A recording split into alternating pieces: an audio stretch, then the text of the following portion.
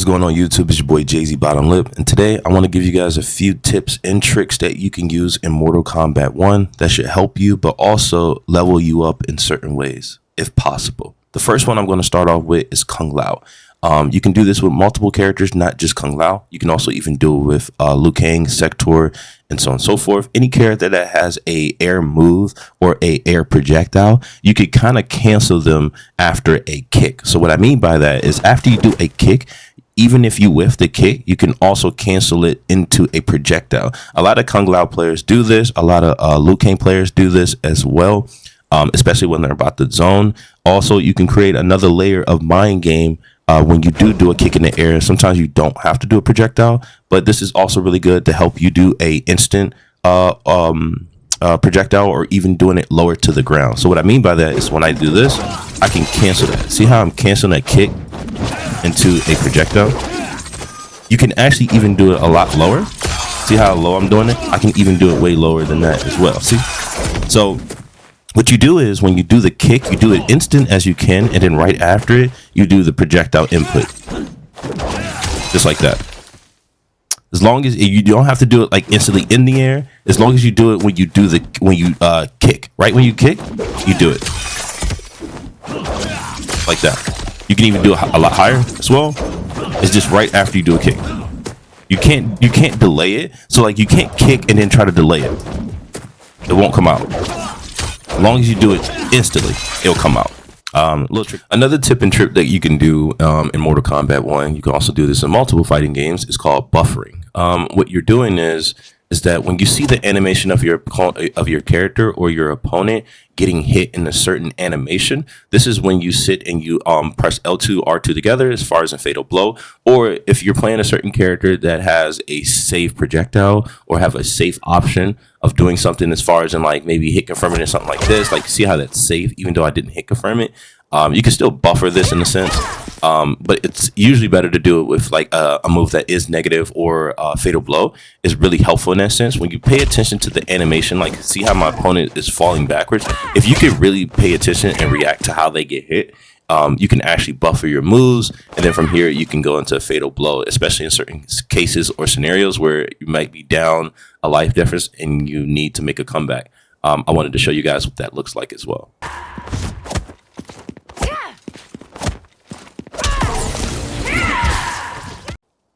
Also, if you want to practice this yourself in the lab or so, what you can do is go to options. Then you're going to go over to opponent type. Then once you go to opponent type, you're going to go to block mode. If you read it, it says your opponent will randomly attempt to block after being hit by the first attack in the combo. So set it to the random combo rather than attack. Attack is more differently because let's say that you have a move that has 3 hits, right? They might get hit by the second hit of the 3 hitting move. And this is really helpful if you have a 3 hitting move that you want to learn how to shimmy. I'll probably go over that as well and help you guys out with that. But right now, you're going to set this to random combo. Then you want to set that to block type to normal. Everything else is basic. You can do duck. You could do whatever you want to do. I prefer stand. And then from here, you can actually see if you get the first hit or not. They might block. They might not. See? So this is very helpful for hit confirm off of one button in particular. Another trick that I wanted to show you guys is that there's 2 different things. In the original, I showed you guys that when you can do a jump kick in the air like this, and you can do an instant, you can do like your special move or something like that. But there's also one where you can actually do a instant air as well, like that.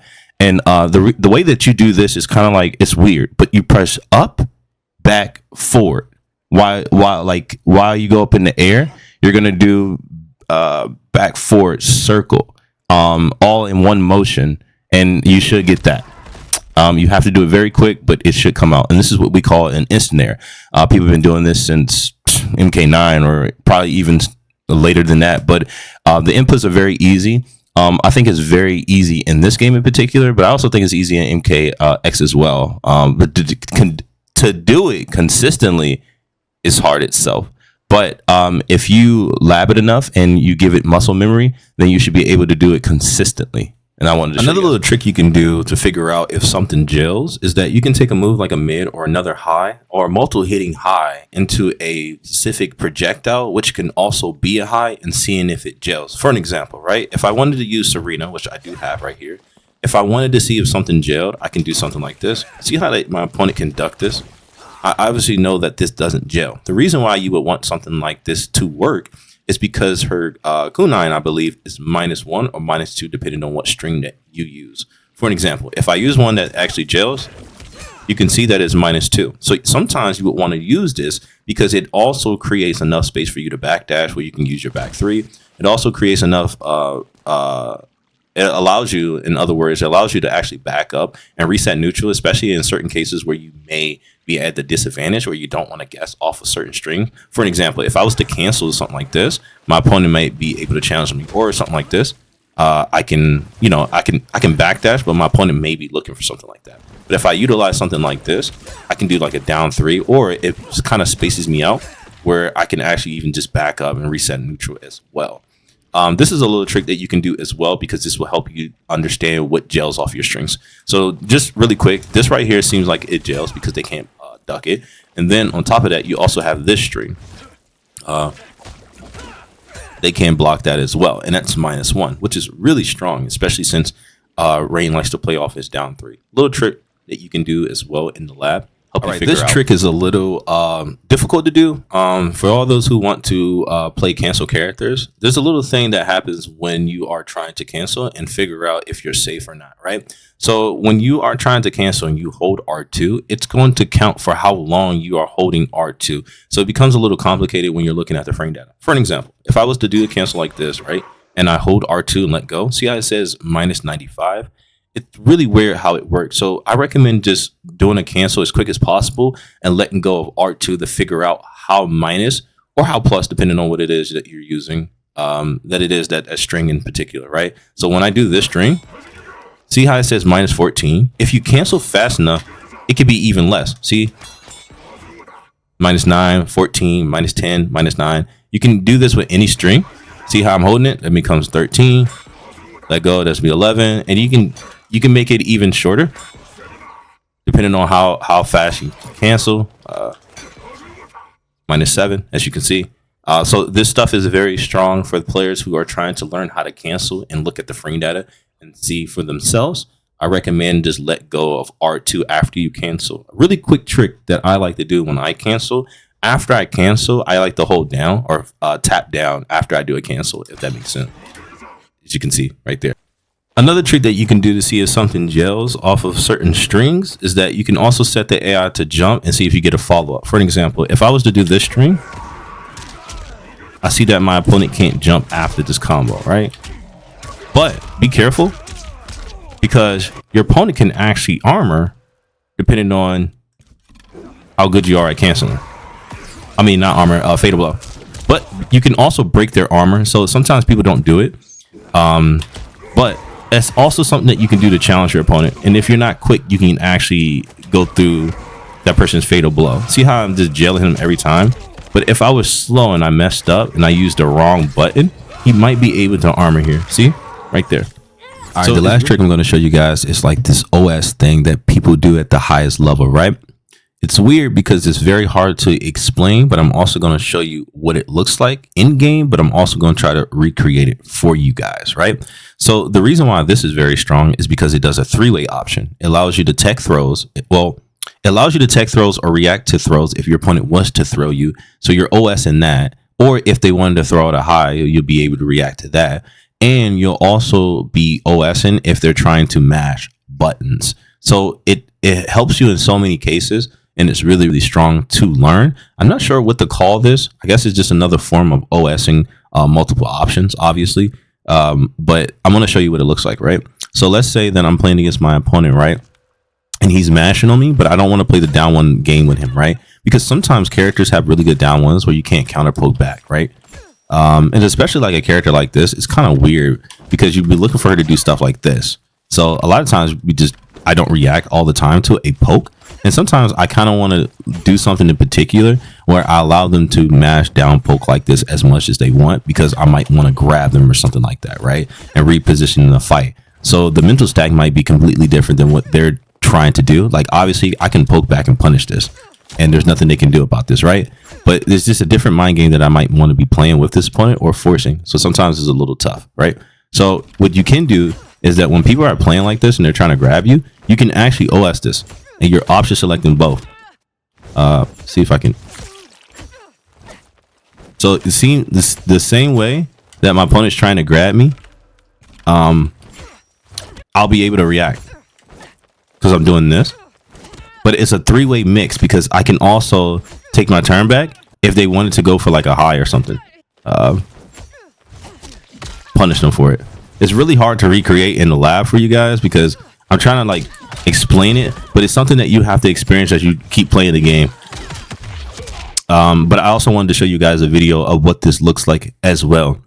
Again, this is probably one of the hardest things to learn, in my opinion.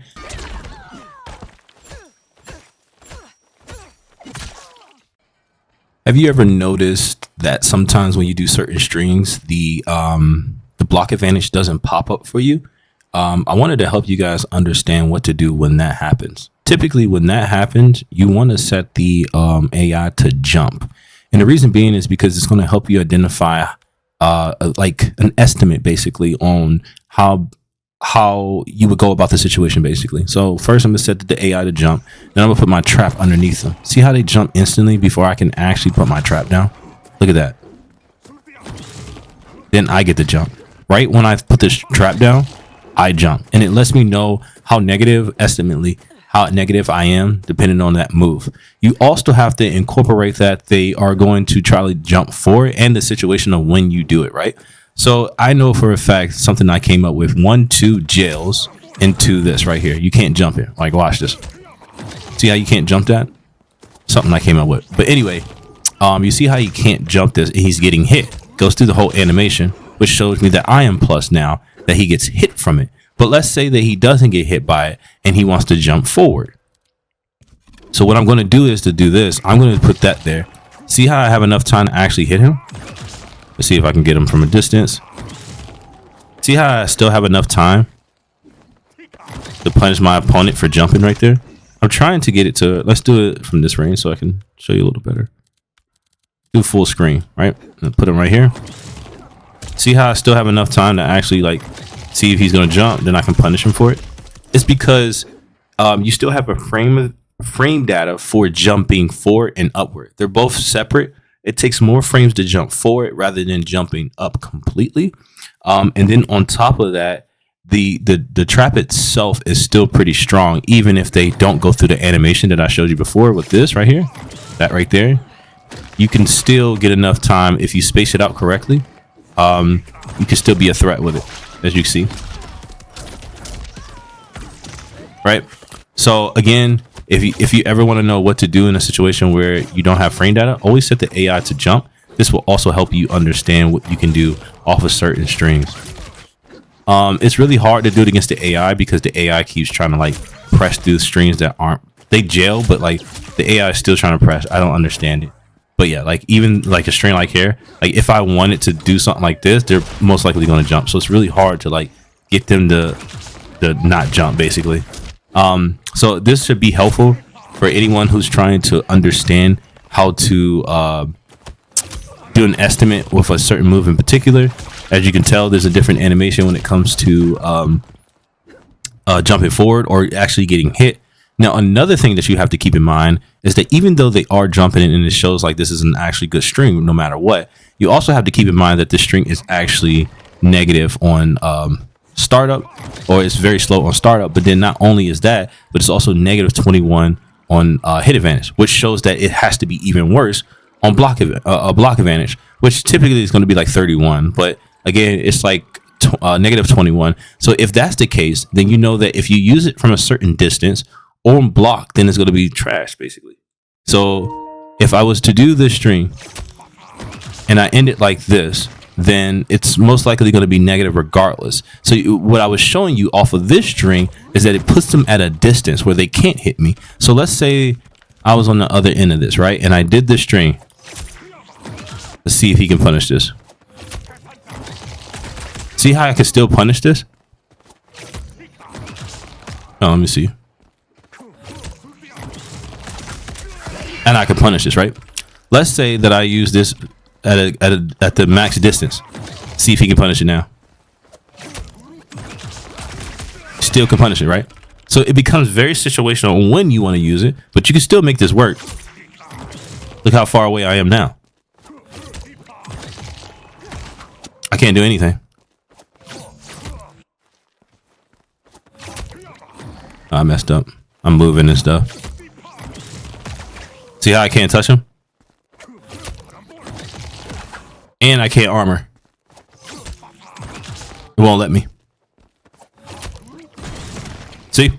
So this is a great example for those who are trying to understand how to utilize a string that could be considered bad, or how to use it on block rather than just using the EX version where it will stay on the ground in OTG in some cases.